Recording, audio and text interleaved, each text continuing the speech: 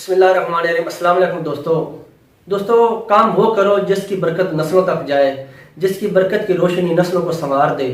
ایسا کام نہ کرو جس سے نسلوں پر داغ لگ جائے، دھبا لگ جائے۔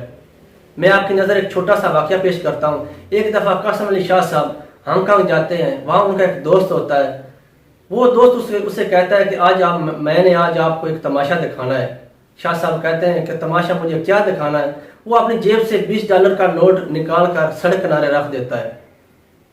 شاہ صاحب کہتے ہیں میں سوچتا ہوں کہ تھوڑی دیر میں کوئی آدمی اٹھا لے گا یا ایسا کرے گا یہ نوٹ کس کا ہے، کوئی بول گیا تو ٹھیک، نہ بولا تو جیب میں ڈال لے گا، یا اگر کوئی شریف آدمی ہوا، چاہے کوئی مسلمان ہے چاہے کوئی بدھ مذہب ہے، تو وہ اس کو اپنی عبادت گاہ میں دے دے گا۔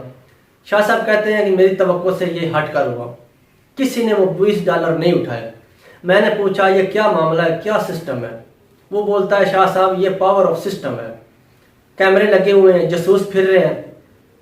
بات کرنے کا دوستو مقصد یہ ہے کہ دنیا کے سسٹم میں اتنی طاقت ہے تو اللہ پاک کے سسٹم میں کتنی طاقت ہوگی۔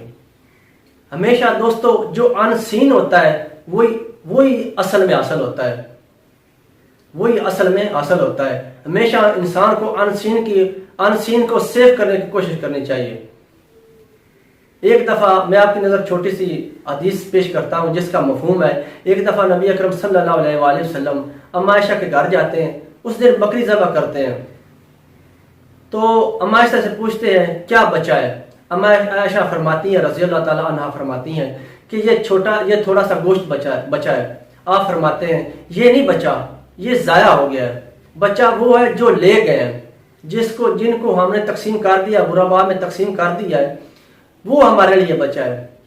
اصل میں جو ان سین ہے دوستو وہی حاصل ہوتا ہے۔ تو ہمیشہ آج سے کوشش کرنی چاہیے، ہمیشہ وہی ان سین کو حاصل کرنے کی انسان کو کوشش کرنی چاہیے۔